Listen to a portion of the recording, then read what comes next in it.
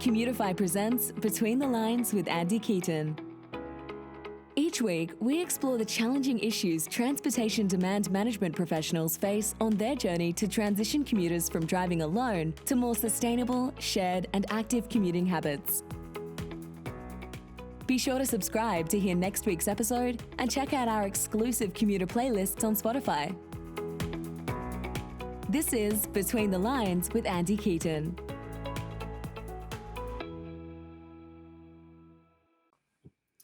Hi, everyone, and welcome aboard the Between the Lines podcast. We're excited to bring a really interesting conversation to you today with Joan Lyons. Joan is the Planning and TMA Projects Manager at Boulder Transportation Connections and Boulder Chamber, which is the City of Boulder's Transportation Management Association, or TMA, a little hint at what we'll be talking about. With a master's in urban development and management from Erasmus University, Rotterdam in the Netherlands, super cool. She strives to think of the bigger picture and how policy and planning impact our world. Outside of her work in transportation planning, Joan has previously engaged in consulting work for Colorado water planning issues and has contributed to Harvard Graduate School of Design research on the Just City concept. She currently serves on the RTD Citizens Advisory Committee and Boulder B-Cycle Board and is an American Planning Association Colorado board member. And outside of work, you'll find Joan volunteering, running, skiing, or doing yoga. We were just talking about a little while ago how you get up at 5 a.m. every day to run. I applaud you. And we'll talk about some cool playlists and music and stuff as well later on. But today we're excited to have you on. Thank you for being on today, Joan. Yes, and thank you, Andy, and the Commutify team for having me. I'm really excited to talk about this topic. It's one that's very near and dear to my heart, even outside of work. So cool. And might as well just jump right in. So the topic today is why transportation management associations, or TMAs, will help save the planet. So can you just get us started, Joan, by telling everyone what is a TMA?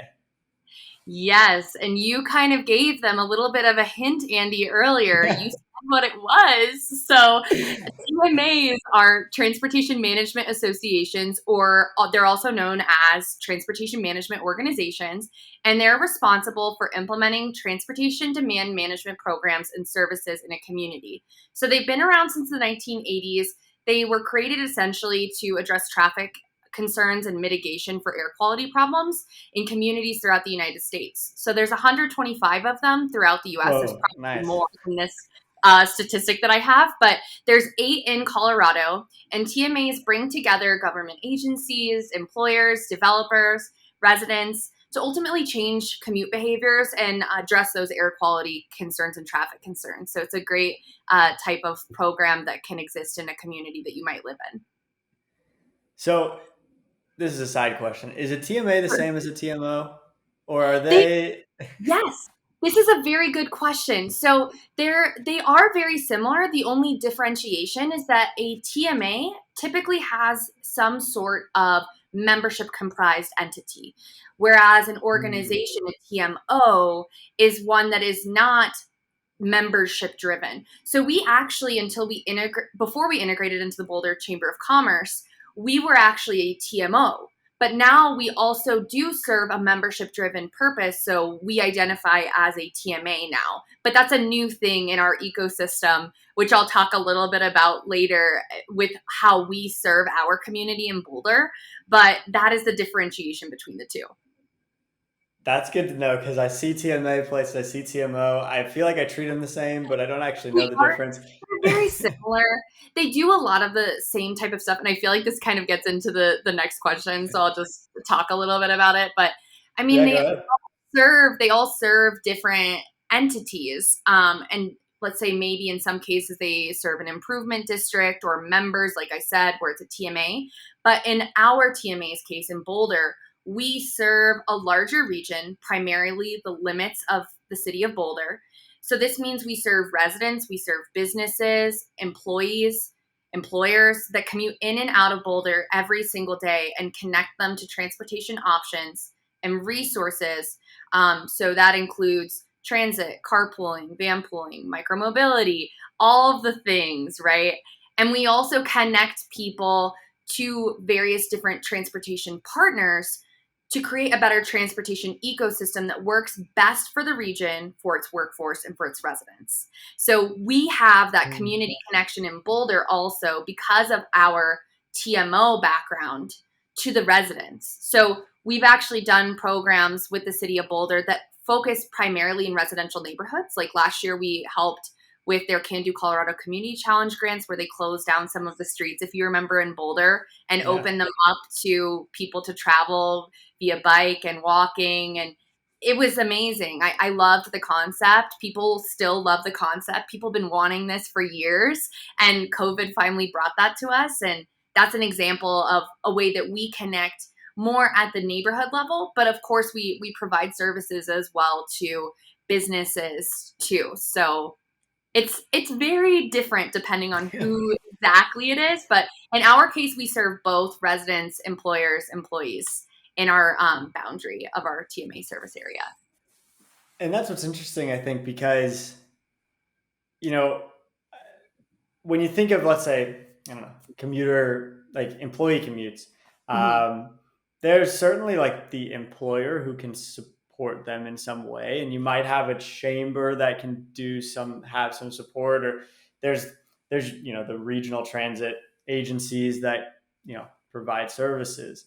But what is exciting about a TMA or TMO is that here's an organization dedicated to a specific group of people focused on their specific needs, which is obviously different just between Boulder and Denver, or even Denver and South Denver. Like, they're all different. And then obviously you expand out to the difference between, San Francisco Bay Area and Atlanta and Buffalo, New York, and Boulder, Colorado is completely different. So it's nice that this kind of organization can really focus on the needs of their constituents. And what's cool, I think the other thing is you said you also help residents, which I think, at least for me, I spend a lot of time thinking about commuters. The residents piece is really interesting too. Yeah, and I think that's the one thing that's so great about TMAs and also transportation in general is that there's no one size fits all to commuting. We know that every single person that we work with has different needs and concerns that they have to address in their commute, or even from a business perspective, they're all going to have different things that they're worried about as an entity. And so TMAs can truly help meet a person or an organization where they are. Whereas like vendor companies, so transit agencies, bike sharing, they have to sell their service, right? And so we can identify what solutions work best for the person right there and right now. So we know that it's not easy to be connected to all of these different resources. And so because we are so interconnected with our partners in our region, we can help better understand how we can help an individual immediately and make a difference in their life now. So that's the one thing that I think is so unique and dynamic about TMAs is that they connect all these resources together, and then they help share the knowledge and the wealth of knowledge of transportation solutions in a community to help a person with what they need. So it's great. And I very rarely talk about Commutify on the podcast because it's boring. We talk about other things.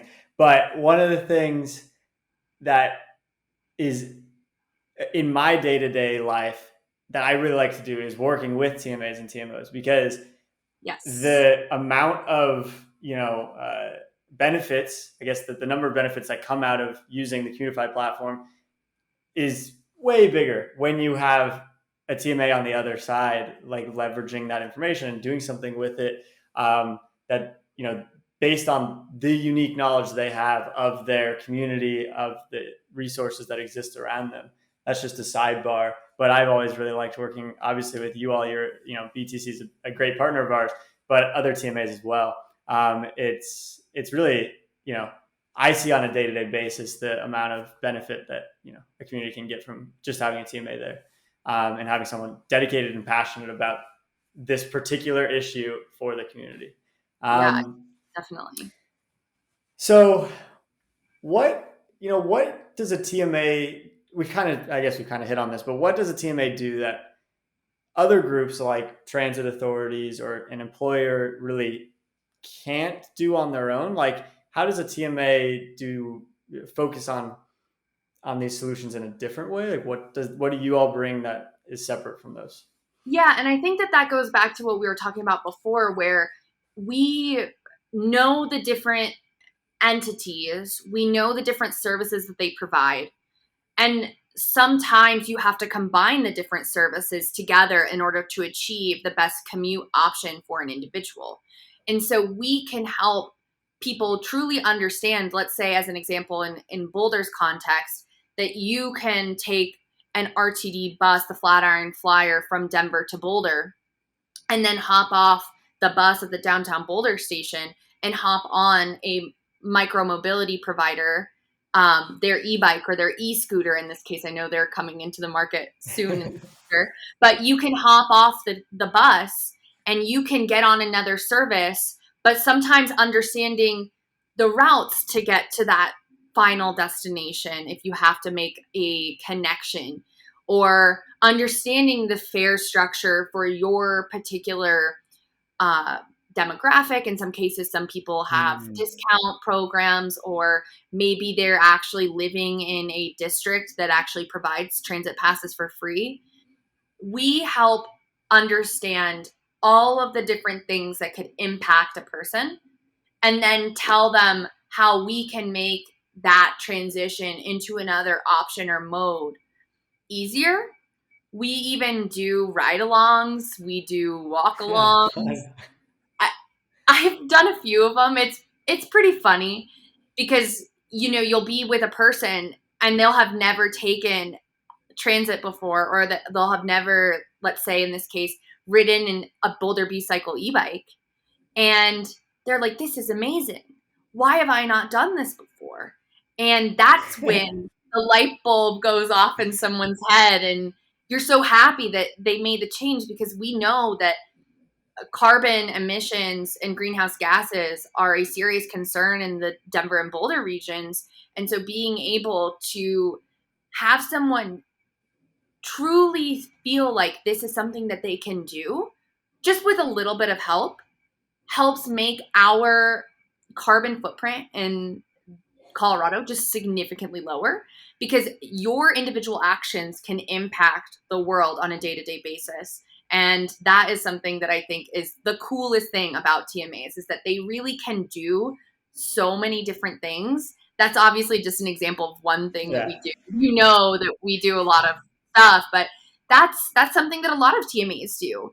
And it allows the opportunity for someone to think about changing that behavior, and really having someone there sometimes is a push. That might be one of the coolest programs I've heard. I didn't know that there were these ride-alongs or walk-alongs. That's so fun. So someone can just like contact you and be like, hey, we want to learn how this works. Yeah, well, and that's why I tried to preface the conversation initially to say that sometimes organizations that are like ours may not offer these types of services. So I don't want to put this out there to the world. Sure. Have someone contact their TMA and then it's not a service that they can provide. But yes, we have done that in the past.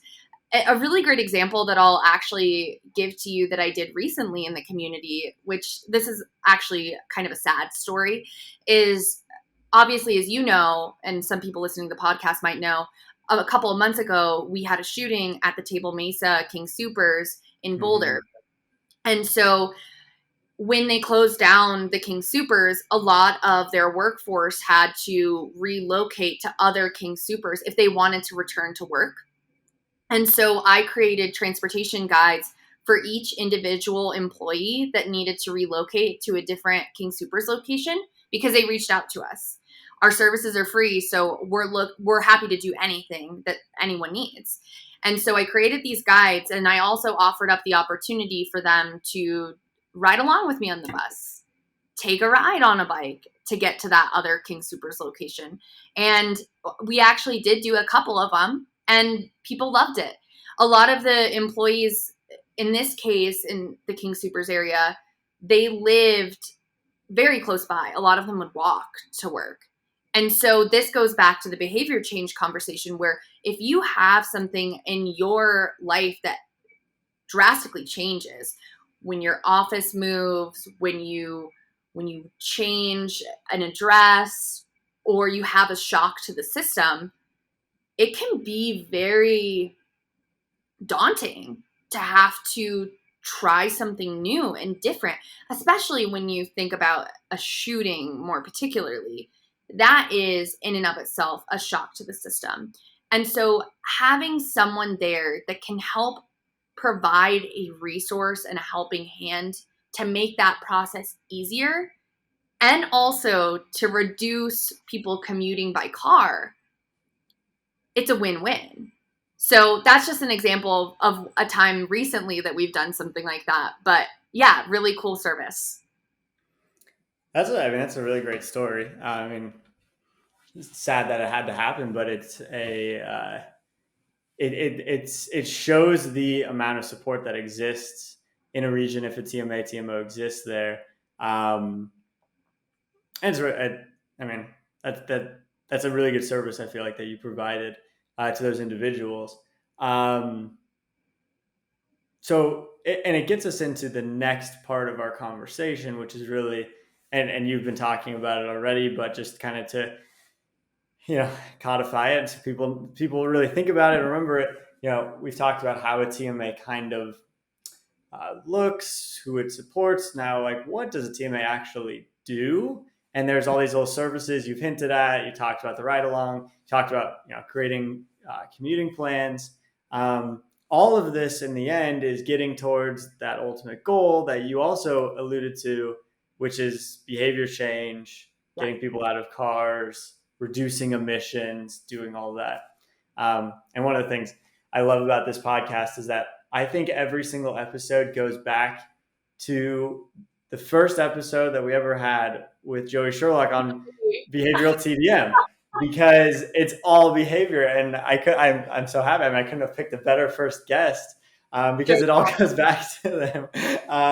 It just shows TDM is so interconnected. And actually, everything you've talked about is every episode connects into this TMA episode as well. But can you tell me a little bit more? You've talked a little bit about some of the solutions you have, but what are some examples either that you all at BTC, Boulder Transportation Connections, or you've seen at other TMAs do to help commuters find better transportation alternatives? What does that actually look like in practice? Yes.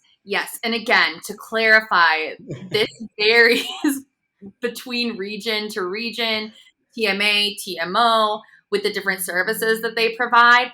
But at our TMA, we consider ourselves to be the most diverse resource to help employers meet their transportation goals.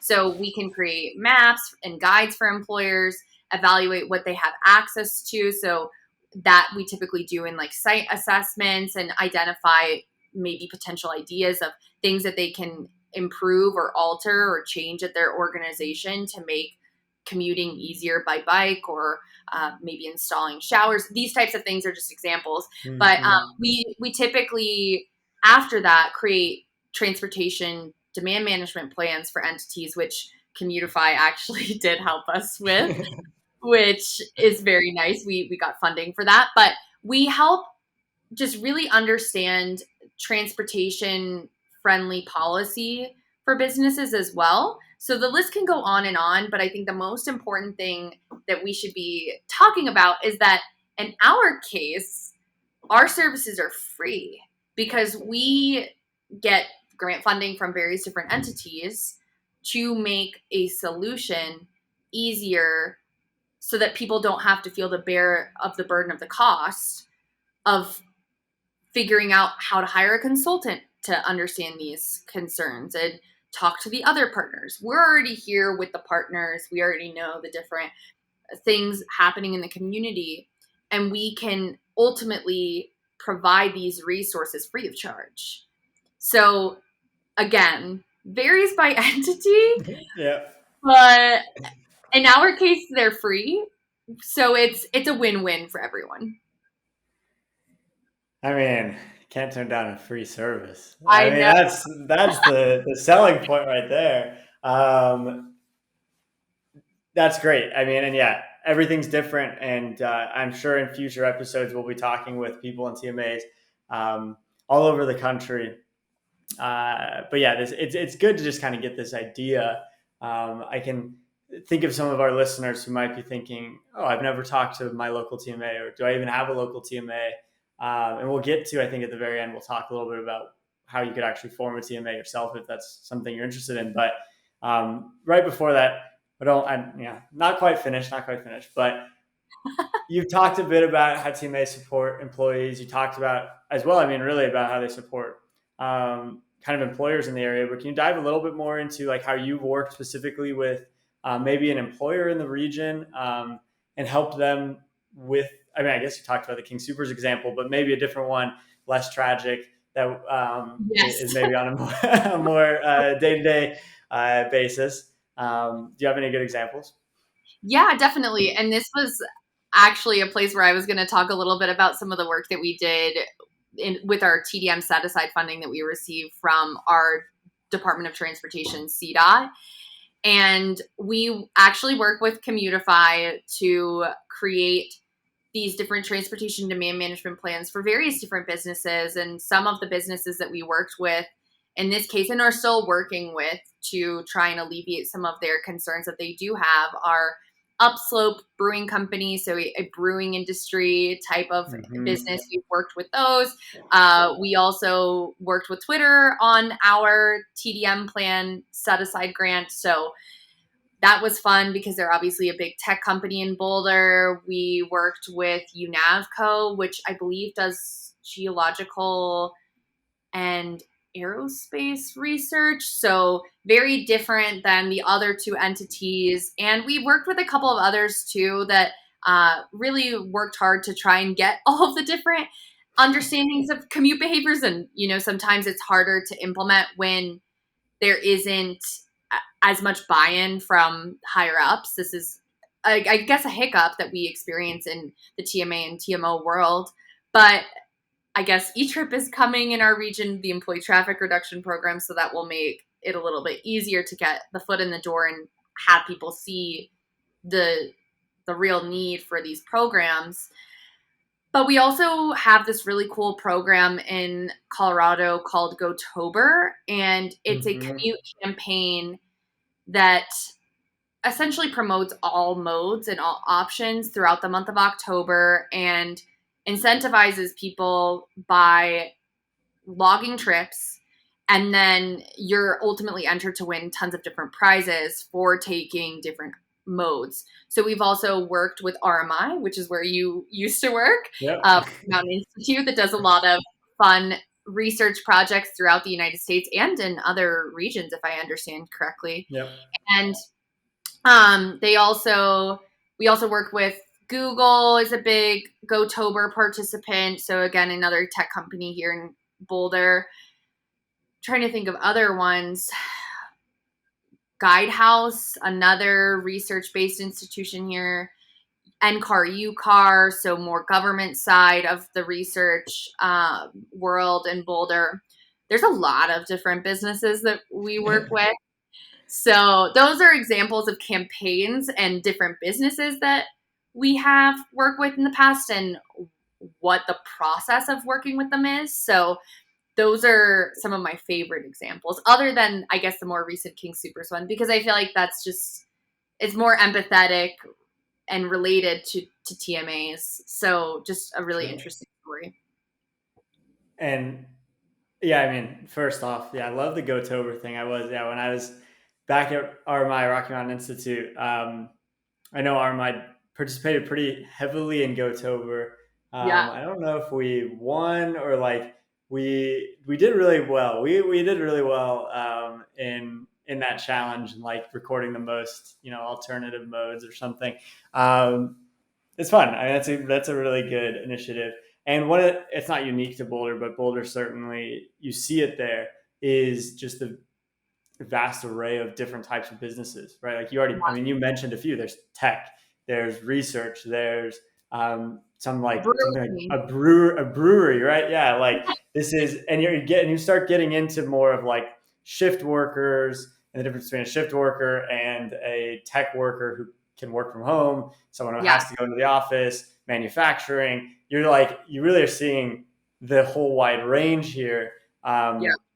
And I think, it shows TMAs, excuse me, I'm getting excited. TMAs are really, Water. I'm they like can, starting to in my face. So this is too exciting for us, we're Joan. doing I mean, we're like throwing water around. It's too much. coffee. Okay, we need to. Okay, we'll take that as a sign. Let's get to our last question before we end. You're listening to this. You're saying, "Oh, TMA sounds great," or "TMO sounds great." How do I start one? What do I do to like start this conversation? Yes. So I think that the best resource to do first and foremost is to reach out to the Association for Commuter Transportation. Become a member if you're not a member already. They have a fantastic resource on their website. It might be a little bit outdated in some contexts, but it's a 209-page document, and it's a publication that's a TMA handbook, a guide to successful TMAs. And it's a great starting point, I feel like, for someone to get off the ground and understand what a TMA is much deeper than our conversation today. I also know that you are creating a TMA directory. Commutify is creating a TMA directory. So you can check out Commutify's directory once it's out there. It's a great starting point to connect with other TMAs to see if there's also one even in your area. I would think that it'll be an opportunity for you to understand where they exist in different regions. And I'm also a fan of connecting people to resources, obviously, since I work at a TMA. So if anyone ever is wanting to better understand your own landscape, I'd be happy to connect on LinkedIn.